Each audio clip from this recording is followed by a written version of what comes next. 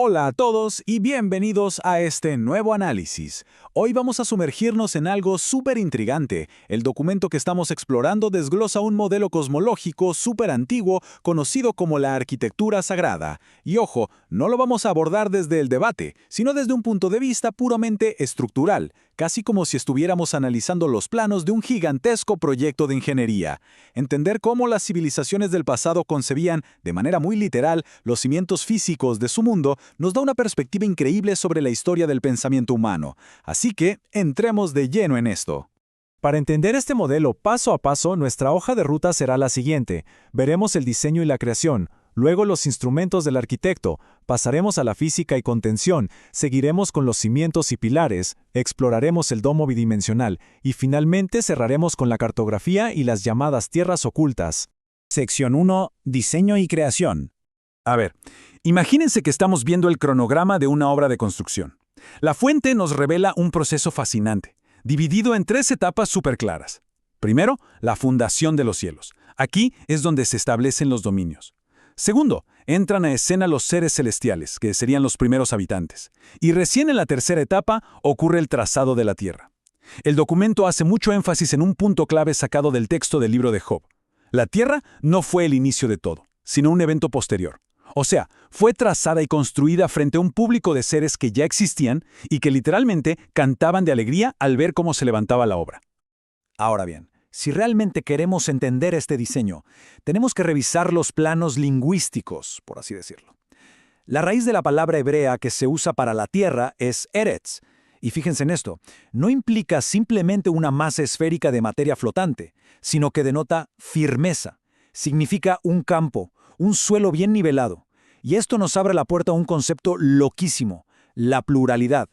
Los textos que analiza el documento sugieren que Eretz implica múltiples estratos o iteraciones e incluso menciona referencias bíblicas sobre habitantes físicos en regiones subterráneas.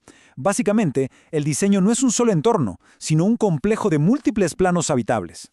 Pasemos a la sección 2, los instrumentos del arquitecto. Según los textos de Isaías, el diseñador supremo usa herramientas muy específicas, trabajando como todo un maestro de la ingeniería civil. Primero tenemos el puñado, para calcular el volumen exacto de la masa seca. Luego, el hueco de la mano, para definir el diámetro del mar. Después entra la balanza, para calcular y equilibrar la enorme masa de las montañas. Y por último, una herramienta clave, el cordel. El análisis del documento subraya una lógica estructural buenísima aquí. En topografía o albañilería, tirar un cordel tenso implica por naturaleza que estás nivelando una superficie plana. No tendría ningún sentido práctico usar un hilo recto y tenso para nivelar la curva de una esfera, ¿verdad?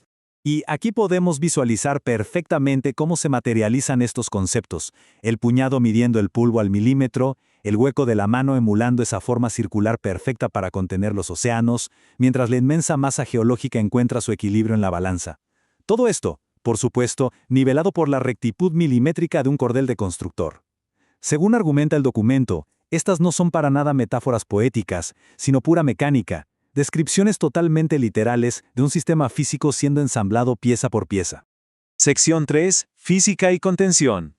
Para entender la mecánica de los océanos, la fuente plantea un contraste súper interesante entre dos modelos. Por un lado está el modelo heliocéntrico moderno, que sostiene que una fuerza gravitacional inmensa logra anclar billones de toneladas de agua a la curva exterior de una esfera convexa que además está girando. El análisis señala que aquí habría una disonancia lógica, argumentando que si esa fuerza es tan brutal como para doblegar un océano entero, ¿cómo es que objetos superlivianos como una pluma o un insecto interactúan tan libremente con su entorno? En contraste, el modelo bíblico Eretz ofrece lo que llaman una consonancia empírica.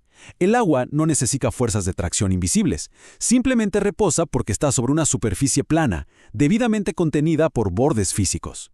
Básicamente estamos hablando del famoso principio hidrostático. Sabemos que cualquier fluido confinado, cuando está en reposo, siempre busca su nivel manteniendo una superficie paralela al horizonte. Toma la forma de su recipiente, sí, pero su superficie exterior siempre permanece completamente plana y nivelada.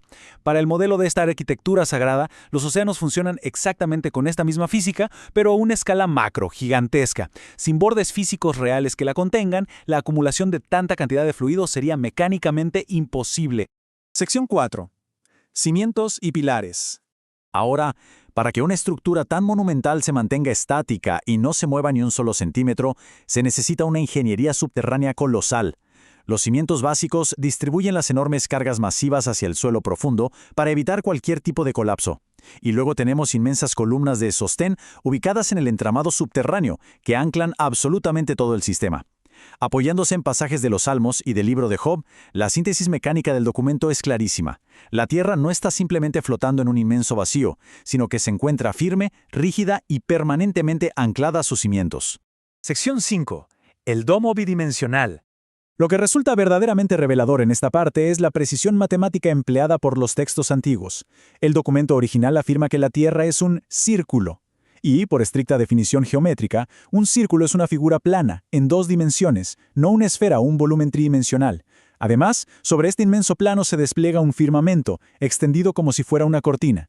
Es exactamente el mismo concepto de armar una gigantesca tienda de campaña para vivir adentro. Estructuralmente hablando, el firmamento hace el trabajo de un techo sólido, protector y totalmente hermético que sella toda esta edificación cósmica. Sección 6. Cartografía y tierras ocultas. Y llegamos a lo que probablemente sea la evidencia visual más impactante que presenta el documento, el archivo cartográfico histórico. Por un lado tenemos un asombroso mapa budista originario de Japón, de unos 1000 años de antigüedad, y por el otro, el gigantesco planisferio de Urbano Monte, de la era del Renacimiento. Lo loquísimo de esto es que ambos mapas, que vienen de culturas y eras totalmente diferentes, utilizan exactamente la misma perspectiva, una proyección azimutal polar ártica, o sea, mirando todo desde el centro del plano. Y además, ambos muestran de forma explícita inmensas tierras desconocidas y continentes ocultos, extendiéndose mucho más allá de un continuo anillo de hielo perimetral. Sección 7. Síntesis. La arquitectura completada. Y bueno, si juntamos todas las piezas de este rompecabezas arquitectónico, el diseño maestro cobra vida frente a nosotros en su totalidad. Miren cómo encaja todo.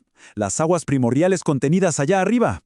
La cúpula física del firmamento sirviendo de techo protector, el sol y la luna funcionando como luminarias dentro de ese espacio cerrado, la inmensa planicie nivelada rodeada por el anillo de contención glacial y abajo, las gigantescas columnas garantizando una inmovilidad absoluta de los cimientos.